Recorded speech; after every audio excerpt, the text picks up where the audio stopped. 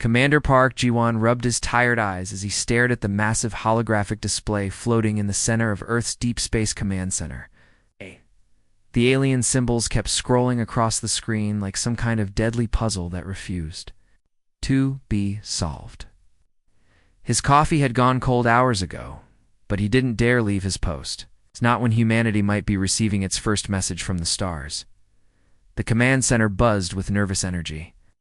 Dozens of technicians worked at their stations, their faces lit by blue screens showing wave patterns, frequency, analyses, and translation algorithms.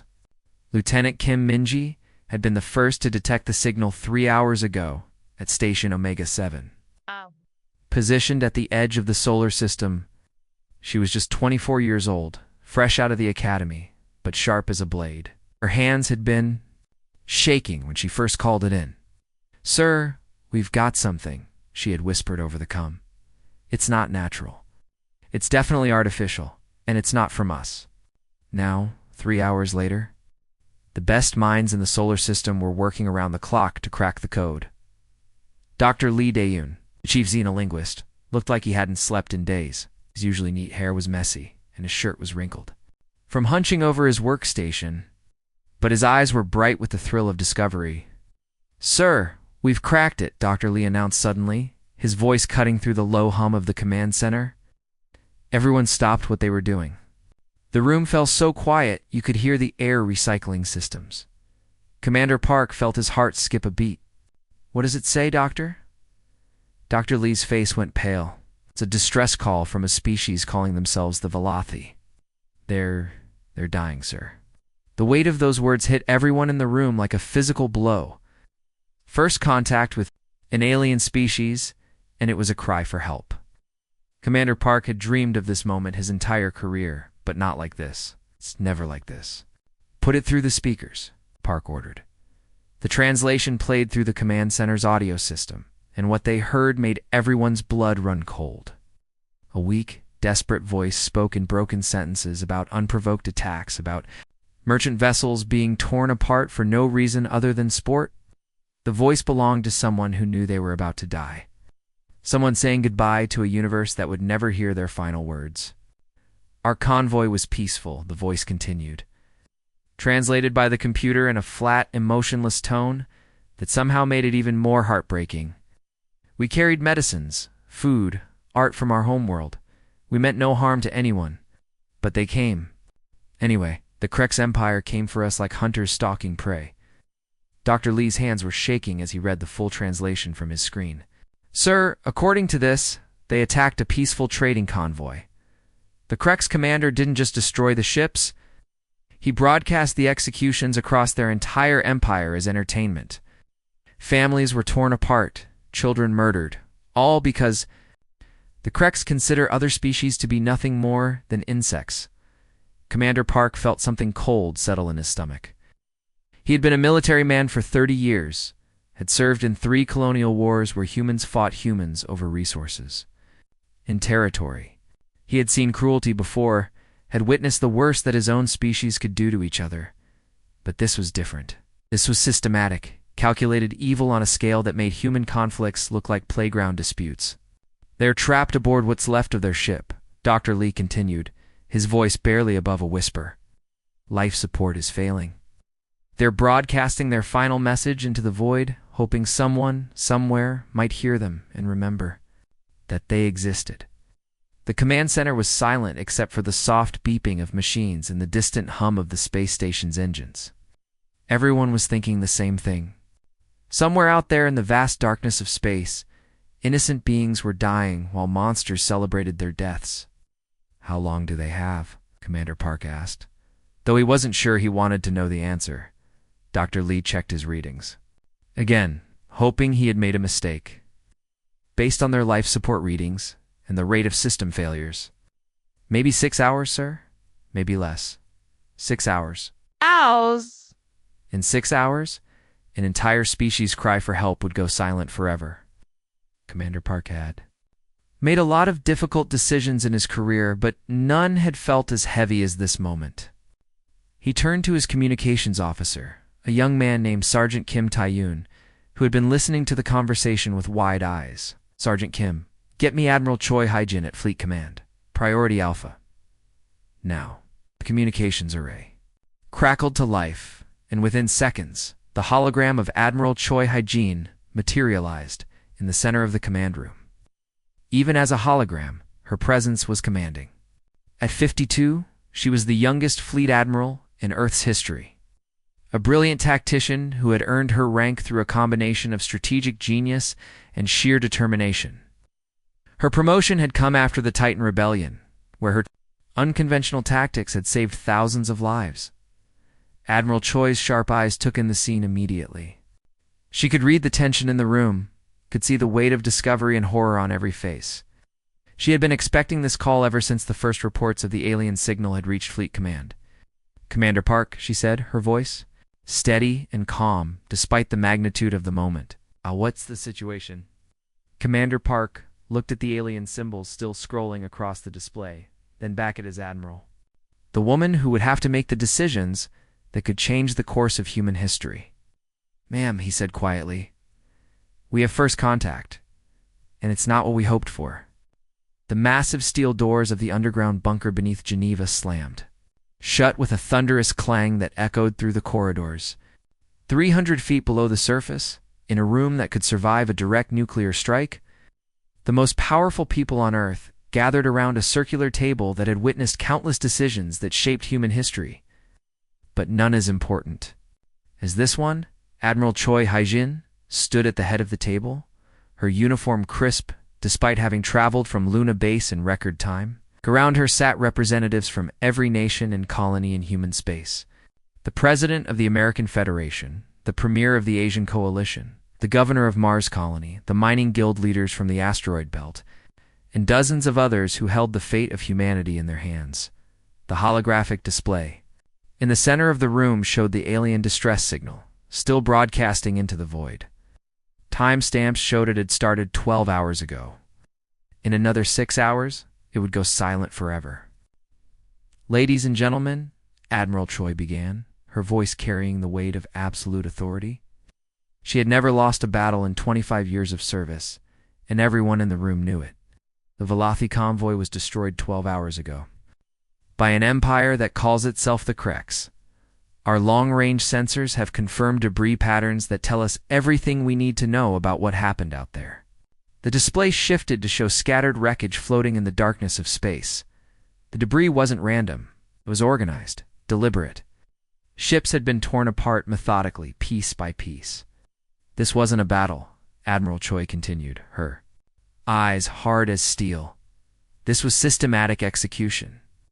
The Krex didn't just destroy these ships. They took their time. They made it last. They wanted the victims to suffer." Counselor Yoon Sung-gai from Mars Colony shifted uncomfortably in his seat. He was a politician through and through, always thinking about votes and public opinion. His red hair was perfectly styled even at this emergency meeting, and his expensive suit showed he cared more about appearances than action. "Admiral," he said, raising his hand like a student in class, "with all due respect, this is not our fight. We've barely been in space for 90 years. We're still learning how to keep our own colonies alive. Why should we risk everything we've built for aliens we've never met? What if we make things worse?" The room fell silent. Several other representatives nodded in agreement. They were scared, and they had good reason to be. Humanity was still young among the stars, still struggling to establish colonies beyond Earth. Getting involved in an alien war could destroy everything they had worked for. Admiral Choi's expression hardened like stone. She had faced down pirates, rebels, and hostile governments, but political cowardice disgusted her more than any enemy. "Counselor Yune," she said, her voice cutting through the room like a blade. "The moment we ignore genocide, we become complicit. In it, the moment we decide that innocent lives don't matter because they're not human lives, we lose the right to call ourselves civilized." Dr. Bae Suman, Earth's leading xenobiologist, stood up from her seat. She was a small woman with gray hair and kind eyes, but when she spoke, everyone listened. She had spent her entire career studying the possibility of alien life, and now that life was crying out for help. "The analysis of the Velothi technology is complete," she said, activating her own section of the holographic display. Their ships had no military modifications. No weapons, no armor, no defensive systems. They were pure trading vessels, carrying what appears to be medical supplies, food, and cultural artifacts. This was a massacre of innocents. General Kim Woojin from Luna Bay slammed his fist on the table. He was a big man with scars on his face from the asteroid wars, and he didn't like impossible situations. "What you're proposing is suicide," he argued, his voice booming through the chamber. "Our ships aren't designed for deep space warfare against unknown enemies. We don't know their weapons, their tactics, their numbers. We could be flying into a trap that destroys the entire human fleet." But Admiral Choi was already smiling, and when she smiled like that, it usually meant someone was about to have a very bad day. "General, you're thinking like a politician," she said, activating the main holographic display. "I'm thinking like a soldier." The display showed Earth's naval assets in stunning detail. Ships orbiting Earth, Mars, Luna, and the outer colonies lit up like stars against the darkness. Numbers scrolled past showing weapons capabilities, crew sizes, and operational status. "We have 147 warships across all fleets," Admiral Choi explained, her voice growing stronger with each word. "But what the galaxy doesn't understand about humanity is that we've never built a ship that wasn't designed for war. Every single vessel, from the smallest patrol craft to our largest dreadnoughts, was built with one purpose in mind: total warfare." She highlighted specific ship classes, showing their capabilities in detail. The politicians around the table stared in amazement at numbers they had never been shown before. While other species apparently build for territorial defense, humans build for conquest. Every human ship can operate independently for months without resupply. Every human ship carries enough firepower to level a city. And every human ship is crewed by people who've been raised on stories of David fighting Goliath, the underdog defeating impossible odds through courage and determination. The debate that followed was fierce and heated. About costs and risks. Military leaders discussed logistics and strategy. Scientists debated the implications of first contact. But deep down, everyone in the room knew that Admiral Choi had already won the argument. She had appealed to something deeper than politics or strategy. She had appealed to what made humans human. 3 hours later, the vote was unanimous. Would respond to the alien distress call. What happened next shocked even Admiral Choi. Within minutes of the decision, every shipyard in the solar system received emergency activation codes.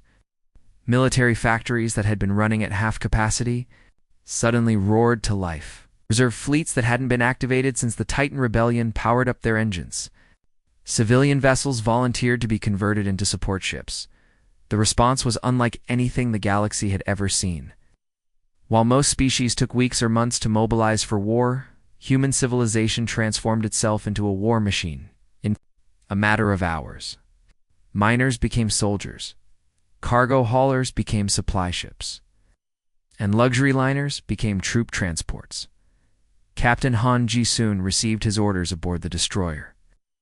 U.S. Righteous Fury while docked at Luna Station. He was 38 years old, a veteran of 2 colonial wars, and known throughout the fleet for his aggressive tactics. His ship was one of the newest in the human fleet. Armed with weapons that pushed the boundaries of known physics, the message was short and to the point. Proceed immediately to coordinates. 847.2 by 156.7. Mission objective: rescue Valathi survivors. Rules of engagement: engage hostile forces with extreme prejudice. Show them what happens when someone hurts the innocent. As Captain Han read the orders, he felt something he hadn't experienced since his first combat mission. Not fear, but anticipation. Somewhere out there in the darkness, monsters thought they could commit genocide without consequence. They were about to learn that humanity disagreed. The fleet that assembled was unlike anything Earth had ever launched. Not just military vessels, but ships representing the entire human spirit. And they were all heading toward one destination, carrying a message that would change the galaxy forever. The massive Krex. Dreadnought Bone Crusher tore through hyperspace like a predator, hunting wounded prey. Warlord Vexhai stood on his command bridge, his 4 massive arms crossed behind his back as he gazed at the tactical display. His species had ruled this sector of space for over 2 centuries, crushing anyone who dared to challenge their authority.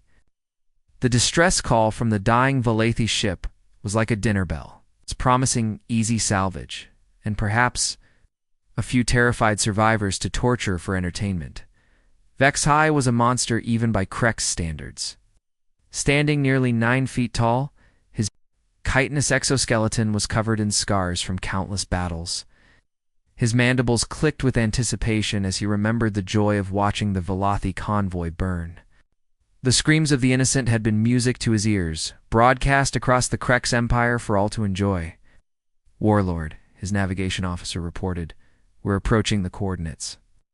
Sensors showed the Valathi ship is still broadcasting its pathetic distress signal. "Excellent, Vex," High rumbled, his voice like grinding metal. "Perhaps we'll find some survivors still clinging to life. It's always more fun when they can still scream." But as the Bone Crusher dropped out of hyperspace, Vexai's confidence evaporated like mist in the void. Instead of finding wreckage and a dying ship, he found himself staring at something that made his warrior's instincts scream danger. 12 ships hung in perfect formation around the crippled Valathi vessel, arranged in a protective circle that looked more like a military formation than a rescue operation. These weren't the primitive vessels he had expected. These ships were sleek, dark, and radiated a sense of barely contained violence that made even his veteran crew shift nervously at their stations. The human ships were unlike anything in the galactic database.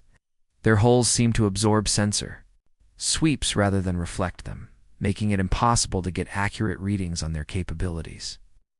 But what made Vexhai's blood run cold was the way they moved. They didn't drift in space like normal ships. They seemed to pulse with life, like sleeping predators ready to strike.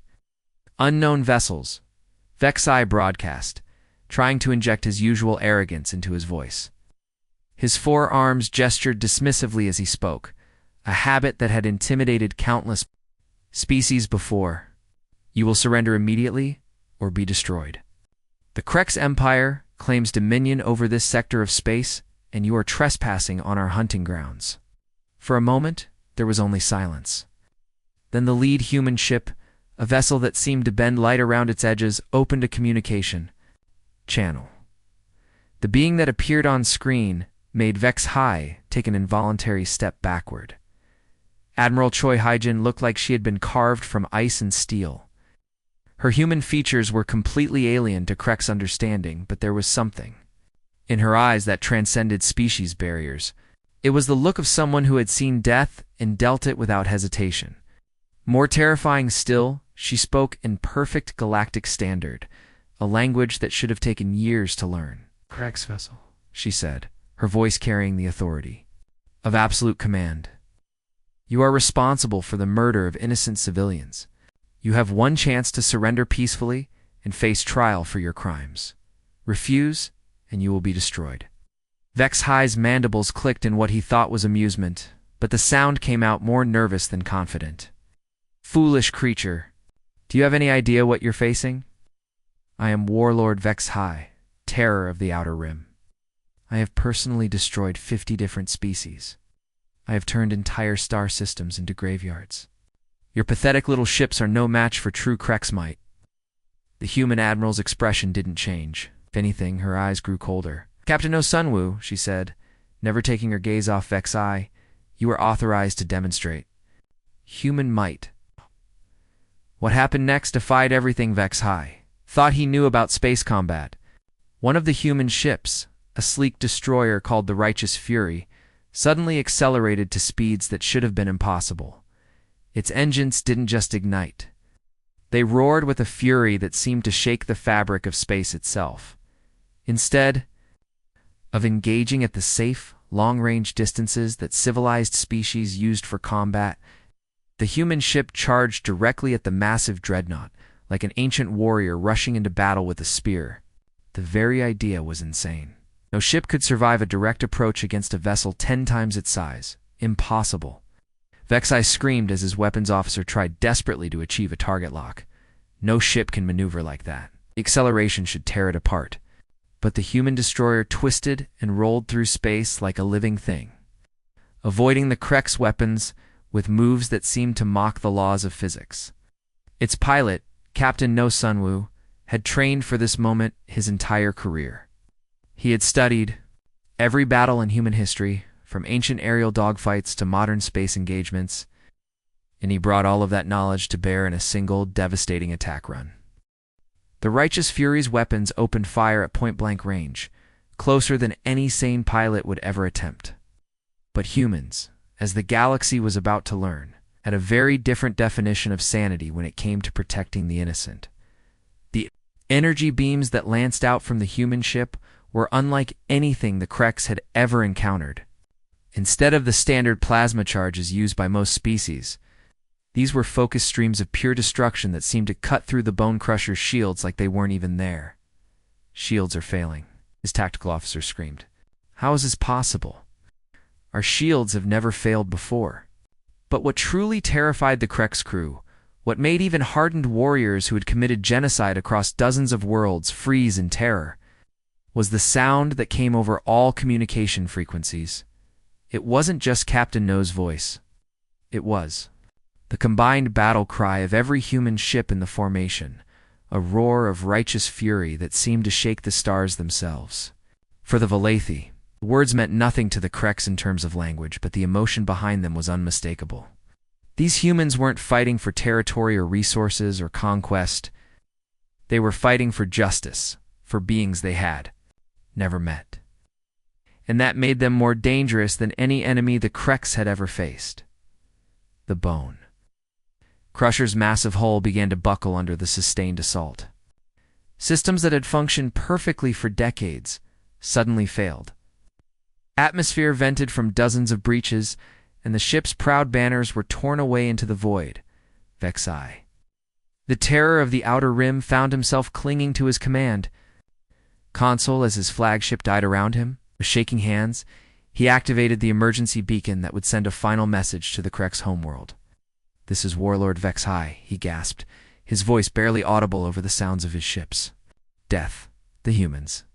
They're not like the others. They don't fight like civilized beings. They fight like ... like demons given form. Warn the Empire. Warn everyone. Humans are coming, and they bring justice with them." The mighty Bone Crusher, which had terrorized the galaxy for 2 centuries, became nothing more than expanding debris in the cold of space. But the human ships weren't finished. They immediately moved to surround the damaged Valathi vessel, their formations shifting to provide maximum protection, while medical teams prepared to board and save whatever lives they could. The galaxy was about to learn that humanity had arrived among the stars, and they had brought their own ideas about right and wrong. Emperor Krexanoth stood 12 feet tall on the bridge of his flagship Eternal Domination, his massive form casting shadows across the command deck like a mountain of living nightmare. His exoskeleton was black as the void between stars, decorated with the skulls of conquered species and scars from 1,000 battles.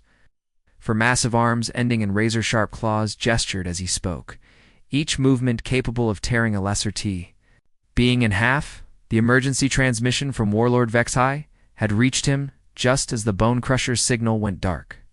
The message was garbled, filled with static and terror. But the words that came through made his mandibles click with rage. "The humans. They fight like demons. ... Around him, the largest war fleet the galaxy had seen in 3 centuries stretched out in all directions. 200 dreadnoughts, each one capable of reducing a moon to asteroids. 500 battle cruisers, bristling with weapons that could melt through any known armor. 1,000 escort vessels, destroyers, and support ships. Enough firepower to crack a planet in half and scatter its pieces across the solar system. This was the might of the Krek's empire, built over centuries of conquest and genocide. Every ship in the fleet had been baptized in the blood of innocent species. Every crew member had earned their position by proving they could kill without mercy or hesitation. "These humans dare challenge the Krek's empire," Krexanoth roared, his voice shaking the bridge and making his crew cower in their stations. One primitive species thinks they can stand against the might of our armada. We will find their homeworld and turn it into a monument to our supremacy. Their cities will burn, their children will scream, and their names will be forgotten. His bridge crew, hardened killers all, nodded eagerly. They had done this before to dozens of species. The pattern was always the same: overwhelming force, total destruction, and the survivors enslaved or executed for entertainment. But as the massive Krex fleet dropped out of hyperspace at the battlefield coordinates, something impossible happened. Emperor Krexanoth's confidence didn't just fade, it died completely, replaced by something he hadn't felt in over a century: fear, waiting for them in perfect formation. It was a sight that would become legendary across the galaxy for generations to come. Earth's entire home fleet had assembled in defensive positions around the rescued Valathi survivors. 73 ships of the line, each one bristling with weapons that seemed to bend light around them, creating an aurora of barely contained energy. But it wasn't just the military vessels that made the Krex hesitate. Humanity had brought everything that could fly and fight: converted civilian ships hung alongside massive dreadnoughts, mining vessels, their industrial equipment replaced with military-grade weapons, formed attack squadrons. Luxury liners that once carried tourists now bristled with missile pods and energy cannons. Even cargo haulers had been transformed into carriers, their holds filled with fighter craft and assault troops. "This is impossible," whispered General Kracto, Krexanoth S. second in command. "Our intelligence said they were a primitive species. How did they assemble such a fleet so quickly?" What the Krex didn't understand was that humans had done something no other species in galactic history had ever managed. They had mobilized their entire civilization for war in less than 24 hours. Every shipyard, every factory, every resource had been turned toward one purpose: making the Krex Empire pay for their crimes. Admiral Choi's voice suddenly echoed across all frequencies, cutting through the Krex communications like a blade through silk. Her words were calm, controlled, but carried the weight of absolute authority. "Krex Empire, you stand accused of genocide against the Valathi people and crimes against countless other innocent species. You have committed acts of cruelty that shock the conscience of civilized beings everywhere. This is your final warning. Surrender now and face justice, or be destroyed where you stand." Emperor Krexanoth's laughter shook his flagship, a sound like metal grinding against bone. "Think your primitive fleet can stand against the might of the Krex Empire? We have conquered 100 worlds. We have exterminated species older than your entire civilization. We're nothing but insects before our power." His words were cut off as the human fleet opened fire simultaneously. But these weren't the normal weapons that the galaxy knew. Kinetic projectiles accelerated to near-light speed tore through space like bullets fired by gods. Energy beams that seemed to ignore the laws of physics cut through Krex shields as if they were made of paper. And strangest of all, missiles that maneuvered like living creatures, dodging defensive fire and striking with surgical precision. The battle that followed was unlike anything the galaxy had ever witnessed. Human ships fought with a coordination that defied understanding, moving as one organism with a single deadly purpose. When the Krex tried to use their superior numbers to surround the human formation, the humans did something that made no tactical sense. They used ramming attacks. Ships that were too damaged to continue fighting didn't retreat or surrender. Instead, they accelerated directly into Krex vessels, turning themselves into guided missiles piloted by crews who chose death over defeat. "They're insane," screamed Admiral Verkesh as he watched a human cruiser drive itself straight through his dreadnought's command section. "No species fights like this. They're sacrificing themselves." But the humans weren't finished. Krex fleet tried to retreat, to regroup, and use their superior firepower from a distance. They discovered that human ships somehow anticipated their every move. It was as if the humans could read their minds, cutting off escape routes before the Krex even knew they wanted to use them. "They're everywhere," Emperor Krexanoth screamed, as his massive fleet was systematically dismantled by an enemy a tenth their size. "How are they doing this? How are they coordinating so perfectly?" The answer came from Captain Oh Jeong of the UES Retribution. Her ship's hull cracked in bleeding atmosphere, but still fighting. Her vessel was dying, her crew was dying, but she had one last gift to give the Krex Empire. All ships, this is retribution. She broadcast on all frequencies as she aimed her crippled vessel directly at the Eternal Domination's bridge. Target their flagship. Make them pay for every innocent life they've taken. The Retribution's engines roared to life one final time, accelerating the dying ship toward its target like a spear thrown by an angry god. Krexanoth watched in horror. As the human vessel grew larger and larger in his view screen, its captain's face visible through the bridge windows. Captain O's final transmission was heard across the galaxy, carried by quantum communicators to every inhabited world. This is for every innocent you've killed. This is for justice. The impact was tremendous. The Retribution tore through the Eternal Domination's command section like a meteor. Its dying crews sacrificed, taking the head off the Empire in one devastating blow. But even as their flagship died, the human fleet wasn't finished. They continued their assault, with mechanical precision, targeting every Krex vessel that tried to escape. The galaxy watched in amazement as the most feared empire in known space was torn apart by newcomers who had been in space for less than a century. The message was clear. Humanity had arrived among the stars, and they brought their own definition of justice with them. The battle raged for 14 hours across the dark void of space, turning what had been empty Starfield into a graveyard of twisted metal and shattered dreams. Explosions lit up the darkness like deadly fireworks, each flash marking the end of another Krex vessel that had thought itself invincible. The debris field stretched for thousands of, a monument to the price of cruelty. When the last Krex ship finally fell silent, Admiral Choi stood on the bridge of her flagship, the UES Vengeance. The ship was scarred and damaged, its hull bearing the marks of battle like badges around her. The surviving human fleet hung in space, every vessel telling a story of sacrifice and determination. Not a single human ship had been lost intact. Those too damaged to continue fighting had been turned into weapons themselves, their crews choosing to die as heroes rather than retreat as cowards. The silence that followed the battle was almost deafening after hours of explosions and weapons. Fire.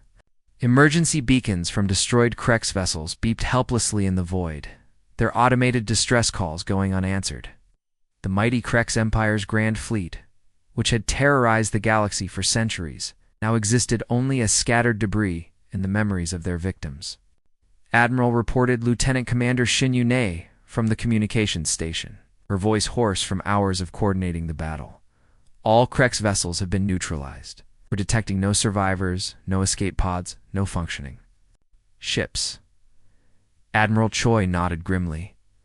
And our casualties? 17 ships lost, ma'am? But... She paused, checking her readings again. Every crew chose to go down fighting. Captain Park from the Defiant rammed 2 cruisers before his ship gave out. Commander Lee from the Stalwart took out a dreadnought with his reactor overload. They all died as heroes. The cost had been heavy, but the message was clear. Humanity didn't just fight to win. They fought to send a message that would echo across the galaxy for generations. Admiral Choice's flagship, though damaged, still had life support and engines. She ordered it to approach the Velothi survivor ship, which had been protected throughout the battle by a screen of human vessels. The alien craft was small and fragile compared to the warships around it, but it represented something precious, innocent, life that had been saved. The rescue operation that followed was a masterpiece of efficiency and compassion. Human medical teams, trained in emergency procedures, but never having worked with alien physiology, collaborated with Velothi doctors to save every possible life. Language barriers were overcome through gestures, shared medical knowledge, and the universal desire to heal rather than harm. Elder Veltheri, the convoy's surviving leader, was brought aboard the Vengeance to meet with Admiral Choi personally. The elderly alien was unlike anything humans had ever seen before. His crystalline features caught the light like living gemstones, and his movements had a grace that spoke of ancient wisdom. But in his large, multifaceted eyes, Admiral Choi could see both deep gratitude and complete bewilderment. They met in the medical bay, surrounded by human and Valathi medical personnel working together to tend to the wounded. The translation device that allowed them to communicate was a marvel of human engineering, built in just hours by teams working around the clock to bridge the gap between species. Admiral Choi, Elder Valtheri said, his voice carrying the weight of centuries through the electronic translator, is, "My people owe you a debt that cannot be repaid in 1,000 lifetimes. You crossed the galaxy to save strangers, fought an empire that has terrorized civilized space for centuries, and sacrificed your own people for beings you had never met." He paused, his crystalline features shifting as he tried to understand the incomprehensible. "But I must ask, and please forgive my confusion. Why? Why did your species risk everything for us? What could you possibly gain from making such enemies?" Admiral Choi looked out through the medical bay's viewport at the debris field where the Krex fleet had met its end. Thousands of pieces of twisted metal drifted in the starlight, each one a reminder that evil could be defeated if good people were willing to stand up and fight. Then she looked back at the Valathi elder, and her expression was as calm as if she were discussing the weather. "Because someone needed to stand up to them," she said simply, "and we were able to." Those words, translated and recorded, would spread across the galaxy faster than light itself through quantum communication networks. Within hours, every civilized world knew what had happened in the Outer Rim. The Krex Empire, which had terrorized civilized space for 2 centuries, had been completely annihilated by a species that had barely achieved interstellar travel. The news sent shockwaves through aggressive species across the galaxy. The Hive Collective, which had been planning an invasion of the Centauri colonies, suddenly canceled their operation and recalled their fleets to defensive positions. The Void Reapers, pirates who had raided merchant convoys for decades, retreated to their home systems and went silent. Even the ancient hegemony, an empire older than recorded history, sent diplomatic messages to Earth requesting peaceful contact. But perhaps the most significant change was among the peaceful species of the galaxy.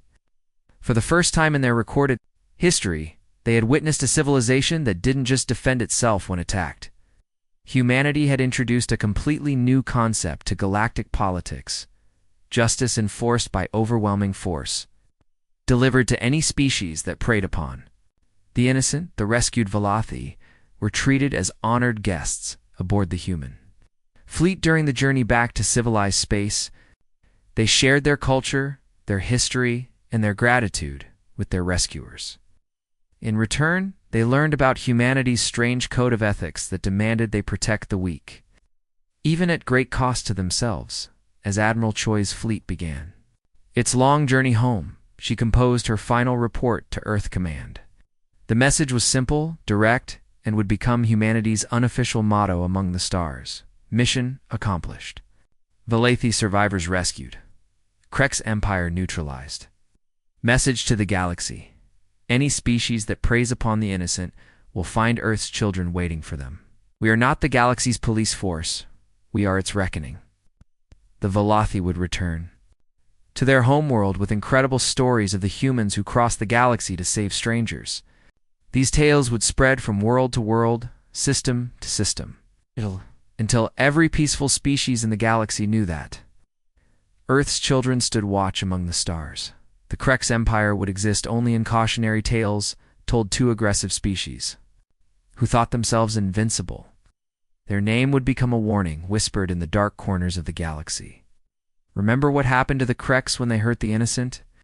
And humanity would continue their expansion into the stars, carrying with them the knowledge that they had become something unique in galactic history.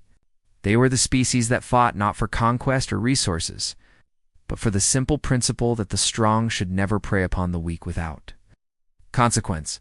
The galaxy had been forever changed by 14 hours of battle in the cold void of space. Evil had learned that it was no longer safe to hide in the darkness, because Earth's children were coming, and they brought justice with them. The END.